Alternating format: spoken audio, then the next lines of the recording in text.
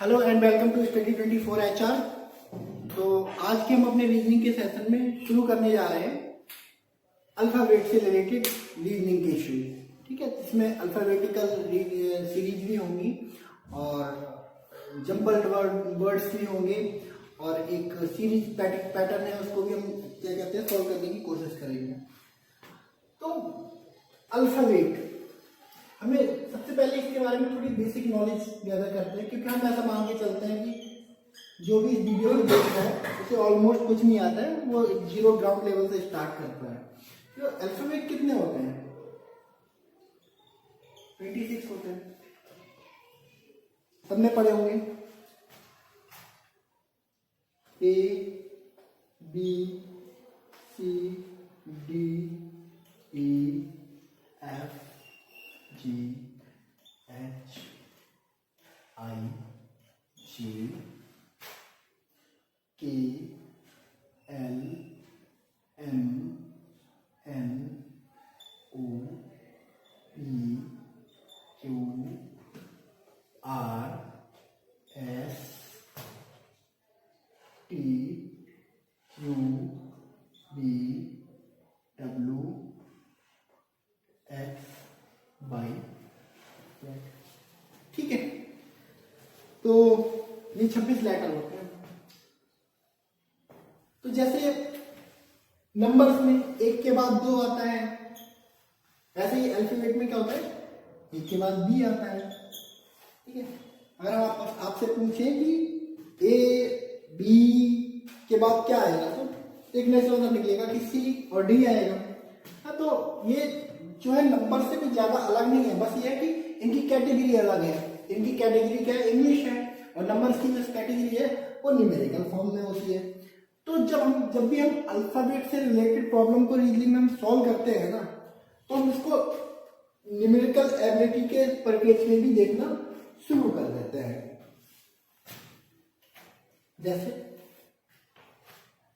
अगर हम हर अल्फाबेट के लिए एक नंबर डिनोट कर ले तो कैसा हो। हमें पता है 26 नंबर होते हैं, तो ए अगर 1 नंबर है तो जेड कितना होगा, 26 नंबर होगा। ठीक है, तो 2 कितना होगा, B C 3 D 4 E 5 F 6 G 7 H 8 I 9 J 10 K 11 L 12 M 13 N 14 O 15 P 16 Q 17 R 18 S 19 T 20 U 21 B 22 W 23 F 24 और वाई 25। ठीक है, तो जब अल्फाबेट से रिलेटेड कोई भी प्रॉब्लम पूछी जाती है या अल्फाबेटिकल सीरीज से रिलेटेड कोई भी प्रॉब्लम पूछी जाती है, तो कुछ सर्टेन न्यूमेरिक्स का यूज किया जाता है। मान लो कि अगर उसमें ए भी दे देगा, फिर ई जी दे देगा, तो देखेगा कि उसके बीच में से 2 पद गायब कर देगा। ठीक है, ऐसे ही फिर 2 पद गायब कर देगा। तो हमें जो इस तरह के अल्फाबेटिकल सीरीज को सॉल्व करते हैं, जो न्यूमेरिकल एबिलिटी है वो हमें पता होनी चाहिए। तो सबसे पहले हमें जो चीज पता होनी चाहिए कि कौन सा अंक, कौन सा नंबर कौन से अल्फाबेट के लिए एलोकेट है। तो ए के लिए हमें पता है 1 है, ई के लिए 5, जेड के लिए 6। तो अभी हमें दिख रहा है तो पता चल रहा है, लेकिन जब हम क्वेश्चन सॉल्व करते हैं वहां पे एग्जाम में, तो हमें चीजों को नहीं पता। अगर मैं आपसे रैंडमली इनको हटा के पूछ दूं कि डब्ल्यू का कौन सा नंबर है, तो आप नहीं पता कर पाओगे। तो सबसे पहले ना हमारी इन पर पकड़ होनी बहुत जरूरी है। तो अभी हम पहले सीधी सीरीज को कर रहे हैं कि ए से लेके जेड तक चल रहे हैं, हम बाद में जेड से लेके ए तक भी चलेंगे। तो अभी हम ए से लेके जेड तक को डिस्कस कर लेते हैं। तो हम कैसे याद करें कि हम फट से पता चल जाए कि अगर ऐसा क्वेश्चन पूछा जाए। तो हम देखो दो तरह से चीजों को पकड़ते हैं। 5 10,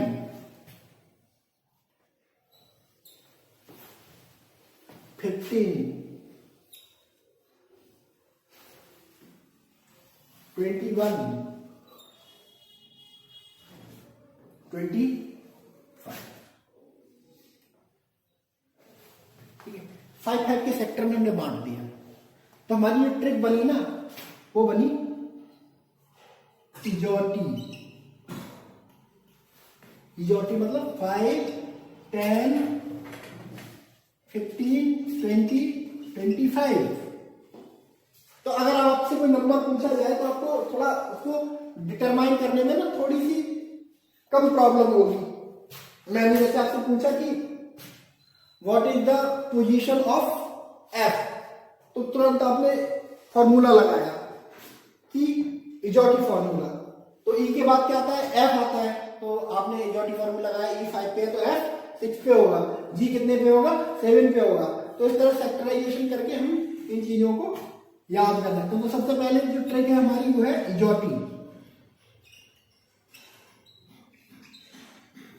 5, 10, 12, 25।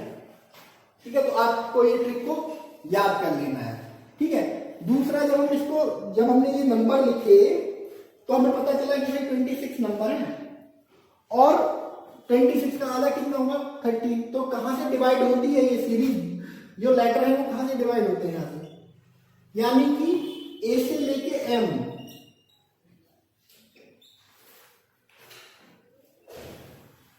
वन से लेके 30, एक ही बात हुई। और एन से लेके जेड, 14 से लेके 26। यहां सीरीज यहां देखो कि ए से एम और एन से जेड, सीरीज यहां से टूटेगी। ठीक है, तो इजोटी ट्रिक सीखी और हाफ सीरीज ट्रिक सीखी। अब हम एक चीज और कर सकते हैं कि मान लो हमने इसमें 5 के इसमें फैक्टराइजेशन में तोड़ा, अगर हम इसको 6 के फैक्टराइजेशन में तोड़ते हैं तो एफ 6 के बाद क्या आएगा, 6 12 जा 6 2 जा 12, एल 12। तो हम ये एक तो ट्रिक याद कर लेंगे ना, तो फिलरक्स और ये लगा के हमको याद हो जाएगा। इसके बाद क्या आएगा, 18, R18। इसके बाद X 24। तो हमारी ये ट्रिक बनी, वो बनी F L R X, फिलरक्स 6, 12, 18, 24। ठीक है, तो आप इसमें भी याद कर सकते हो।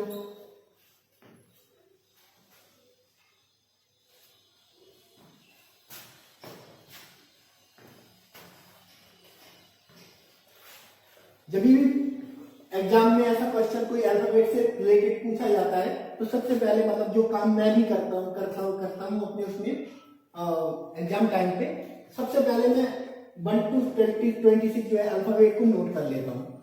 ठीक है, तो उससे क्या रहता है, हम रफ पेज पे जब इनको नोट कर लेते हैं ना और सबको नंबराइज कर देते हैं तो हमें आसानी रहती है क्वेश्चन को करने में। तो देखो हमने यहाँ 2 फॉर्मूले सीखे। एक तो ये हमने जाना कि ए से एम और एम से जेड में ब्रेक होती है सीरीज, 2 पार्ट में। ठीक है, दूसरा तुम्हारा इजोटी फॉर्मूला। इजोटी फॉर्मूला मतलब 5 के फैक्टोरियल में 5, 10, 15, 20, 25। तो देखो 5 नंबरों तो तुम्हें यही याद हो गए। 5 नंबरों की पोजीशन, ई की पोजीशन 5, जे की पोजीशन 10, ओ की पोजीशन 15, टी की 20 और वाई की 25। और दूसरा बताया आपको फिलरक्स 6, 12, 18, 24। तो देखो 4 की यहां पता हो गई आपको, 6, 12, एफ की पोजीशन 6, एल की पोजीशन 12, आर की पोजीशन 18 और एच की पोजीशन 24। तो अगर अब मैं आपसे पूछ रहा हूं कि what is the number of you, ठीक है, क्वेश्चन में छोटे लेवल का क्वेश्चन है, वहां ये पूछ लिया जाता है कि what is the position of you. तो लगाओ कोई सा भी फॉर्मूला, इजोटी लगा दो आप, ठीक है। इजोटी में क्या है, टी, हमें पता है कि टी के बाद यू आता है यू, और टी का क्या है 20 है, ये आएगा 21। हुआ कि नहीं हुआ? हाँ? और what is the position of W, कोई सा भी फॉर्मूला लगाओ, फ्लोरेक्स लगा दो, FLRX। तुम्हें पता है जो W है वो R के बाद आता है और X के पहले ही रहता है, तो यहां एग्जिस्ट करेगा। तो RSTUVW यानी जस्ट X से पहले, तो X की पोजीशन क्या है 24, तो W की पोजीशन कितनी हो जाएगी 23। सॉरी,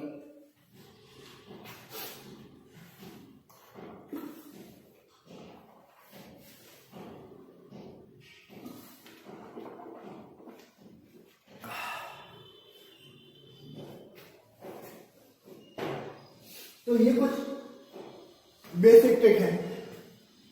हमारी जो सीधी सीरीज है, ये मतलब A to Z जो सीरीज है वो A to M N to Z में डिवाइड होती है, और 5 के फैक्टोरियल में जब हम तोड़ते हैं तो हमारा इजोटी ट्रिक आती है, ठीक है। तो E की पोजीशन 5, J की 10, O की 15, T की 20, Y की 25, फ्लोरेक्स की वही 6, 12, 8, 24। तो इस तरह से हम नंबरों को याद कर सकते हैं। हम नहीं सबकी, देखो हम सबकी पोजीशन से याद नहीं रख सकते, करके नहीं रख सकते हैं, ठीक है कि, और हमारे पास इतना ही नहीं है कि अरे हम रीजनिंग में अगर हम रट नहीं चले गए तो फिर रीजनिंग का फायदा ही क्या है। ये पता चले कि हमने 2 महीने सिर्फ इस बात को रटने में लगा दिए कि ए से लेके जेड तक जो है, जो अल्फाबेट है उनकी पोजीशन क्या होती है, उनकी नंबरिंग क्या होती है, तो फिर हो ही गया, फिर कुछ कहा नहीं जा सकता उसके बारे में, है ना। तो ये तुम्हारी सीरीज है।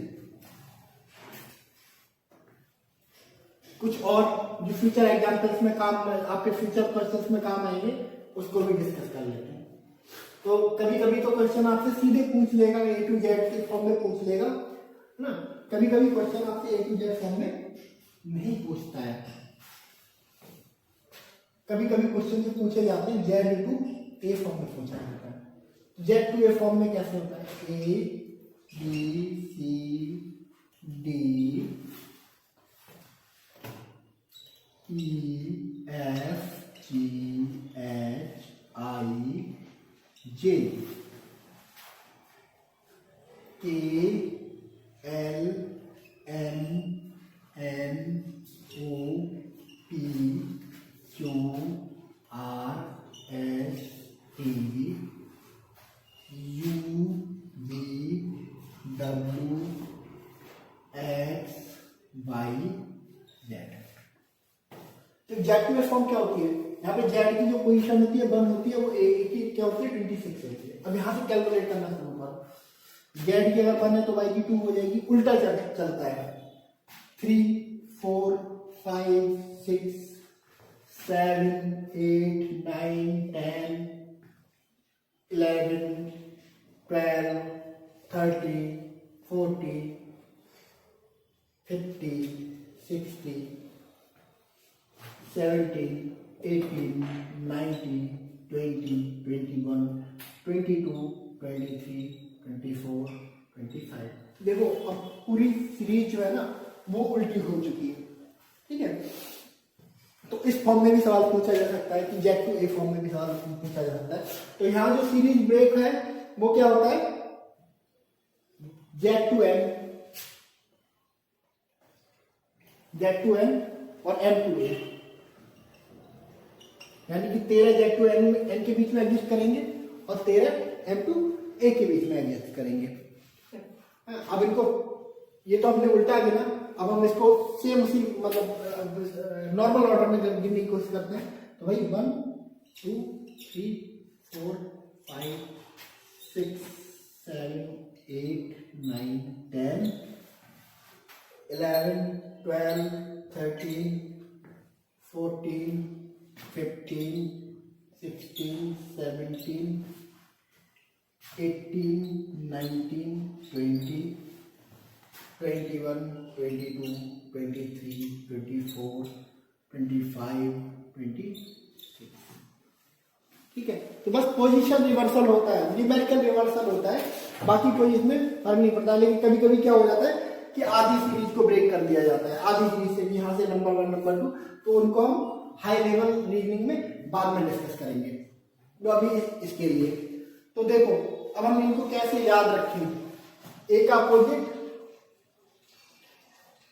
जेड, कि अगर ए का 1 है तो जेड का 26 होगा, और जेड का 1 है तो ए का 26 होगा, यही तो है। ठीक है, उसके बाद आई और आर,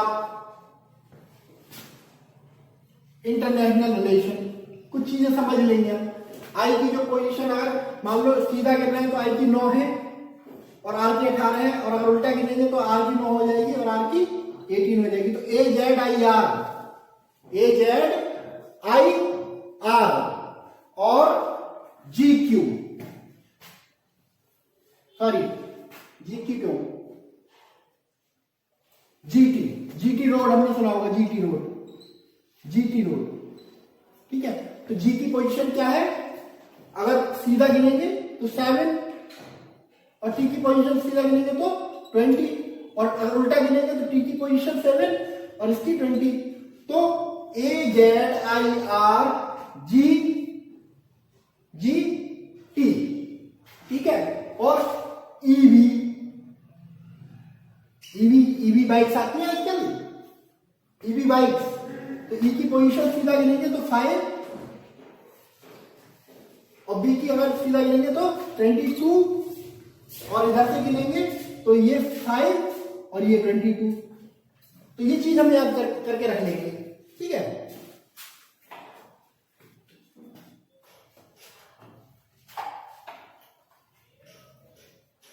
ताकि हमें कोई कंफ्यूजन ना रहे रिवर्सल सीरीज करते टाइम पे। तो देखो, ए जेड, ठीक है, और उसके बाद कुछ और पोजीशन जैसे ई बी, ठीक है, जी टी और I R, international relation, GT road, EV Y, A to Z. ठीक है, तो ए का अपोजिट जेड होता है। इनको इसको याद करने में, जेड को याद करने में कोई रॉकेट साइंस नहीं है। ठीक है, तो ये सारा नंबर्स का खेल होता है। ठीक है, वो आपको दिखा दे, नंबर दे, आपको अल्फाबेट रहा होता है, लेकिन वो खेल वो नंबरों के साथ में रहा होता है। तो हम इसके क्वेश्चन कर लेते हैं। कुछ छोटा सा टॉपिक है, टाइप 1 है, वैसे तो ये काफी इलेबोरेट करके दिया हुआ है, लेकिन हम सिर्फ जो है एसएससी लेवल तक का ही, जो सीएचएसएल लेवल का है, उसको ही कवर करके रखेंगे। ठीक है, तो हम उससे रिलेटेड कोई क्वेश्चन को सॉल्व कर लेते हैं।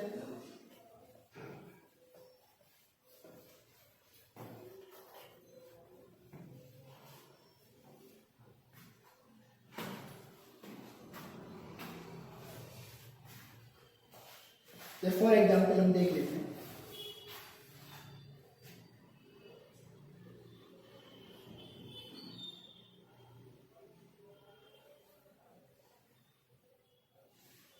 एक क्वेश्चन है जैसे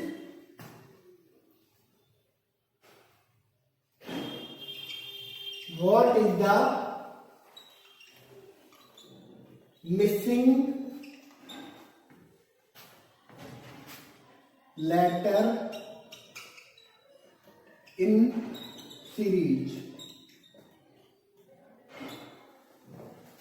यू ओ आई डैश, ये डैश वाला साइन था। तो देखो इसमें क्या है,